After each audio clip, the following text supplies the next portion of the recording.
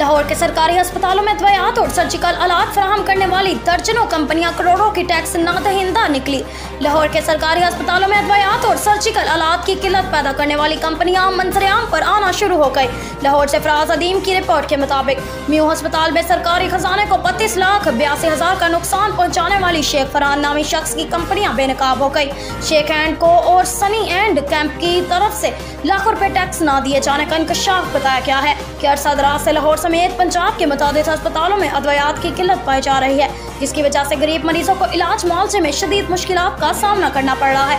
महकमा सेहत ज़राए ने इंकशाफ किया है कि सरकारी अस्पतालों में अद्वियात और सर्जिकल आलात की किल्लत जानबूझकर पैदा की जाती है, जबकि अस्पतालों में अरबों का बजट होने के बावजूद हमेशा इनके अकाउंट खाली नजर आते हैं। सरकारी अस्पतालों में अद्वियात और दीगर अशिया मुहैया करने वाली दर्जनों कंपनियां जालसाजी और मुलाजमीन से साज़बाज़ करने ठेके लेते हैं और इन सरकारी ठेकों की मद में सरकार को टैक्स ही जमा नहीं करवाते।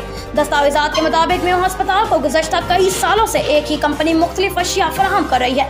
करोड़ों रुपए के बिल लेने के बावजूद शेख एंड को और सनी एंड कंपनी की तरफ से लाखों रुपए टैक्स ही नहीं जमा करवाया गया, जबकि कंपनियों का मालिक शेख फरहान टैक्स जमा न कराने के लिए बाहर अफराद से धमकियां दिलवाता है।